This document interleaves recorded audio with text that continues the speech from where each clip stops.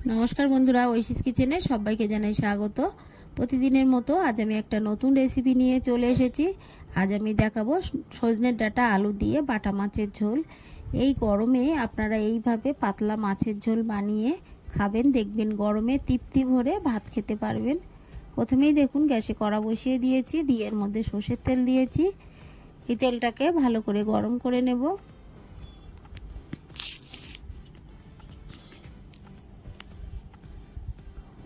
তেলটা গরম হয়ে গেছে, এর মধ্যে আগে থেকে লবণ হলুদ মাখিয়ে রাখা মাছ দিয়ে দেব।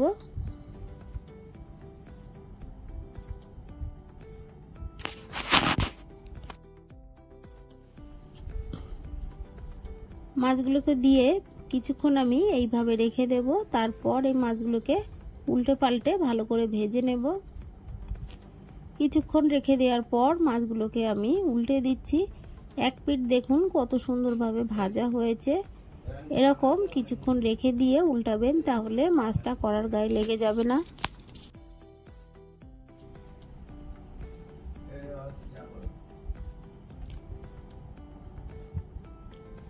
উল্টে পাল্টে মাছগুলোকে সুন্দর করে আমি ভেজে নিয়েছি। নেয়ার পর এই মাছগুলোকে তুলে নেব।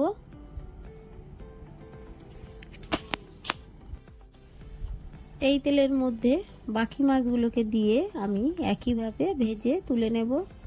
মাছগুলো খুব বড় বড়, তাই মাঝখান দিয়ে আমি কেটে দিয়েছি।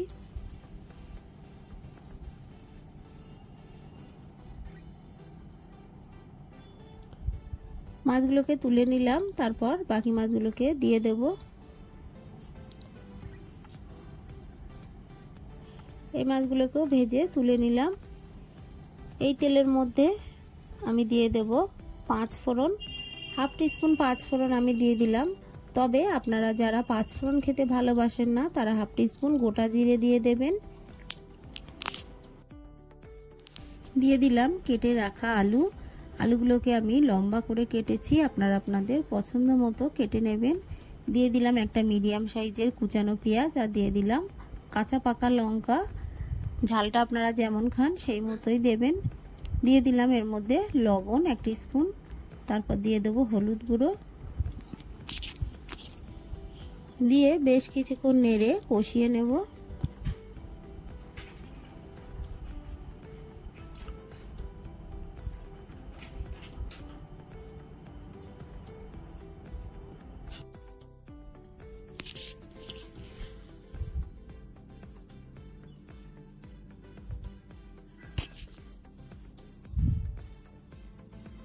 ভালো করে সবগুলোকে আমি কষিয়ে নিলাম। এরপর এর মধ্যে দিয়ে দিলাম একটা টমেটো।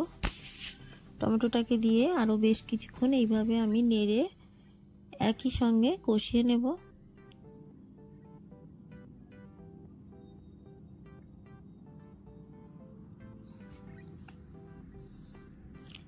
অফ ক্যামেরায় আমি ভালো করে নেড়ে নিয়েছি। তারপর দেখুন এর মধ্যে দিয়ে দিলাম ধনে গুঁড়ো, দিয়ে দিলাম লাল লঙ্কার গুঁড়ো। খুবই অল্প করেই মশলা দিচ্ছি, খুব বেশি মশলা দেবেন না। দিয়ে দিলাম জিরে গুঁড়ো,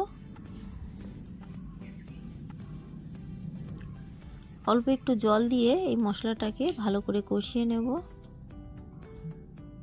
এই সময় দিয়ে দেব কেটে রাখা সজনের ডাঁটা। সজনের ডাঁটাগুলো কচি কচি, তাই আমি এই সময় দিলাম।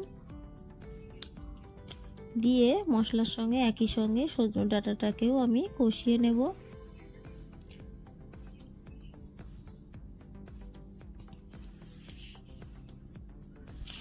গরমের দিনে এইভাবে আপনারা মাছের ঝোল বানিয়ে খেয়ে দেখবেন এটা কতটা ভালো লাগে।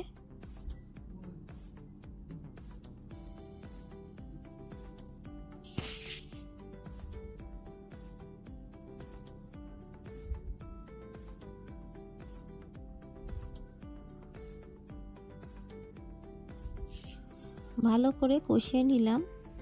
এরপর দিয়ে দেব জল। গ্রেভিটা আপনারা যেমন রাখতে চান সেই মতোই জলটা দেবেন।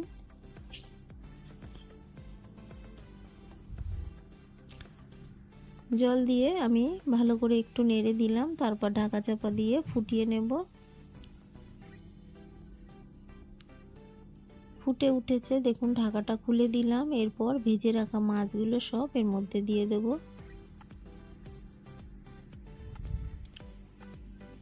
আবারও একটু আমি নেড়ে দেব।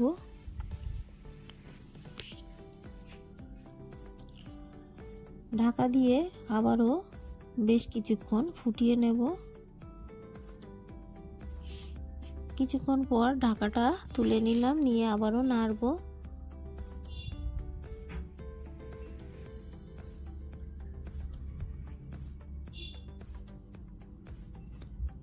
আলুটা সিদ্ধ হয়ে গেছে।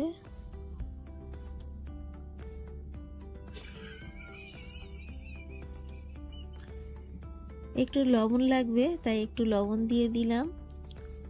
দিয়ে আমি আরো কিছুক্ষণ ফুটিয়ে নেব। এই সময় দিয়ে দেবো একটু গোলমরিচের গুঁড়ো, খুবই অল্প গোলমরিচের গুঁড়ো দিলাম। যারা খেতে ভালোবাসেন তারা দেবেন, আর যারা খেতে ভালোবাসেন না তারা দেবেন না। একটু ফুটিয়ে নিয়ে আমি গ্যাসের ফ্লেমটাকে অফ করে দেব।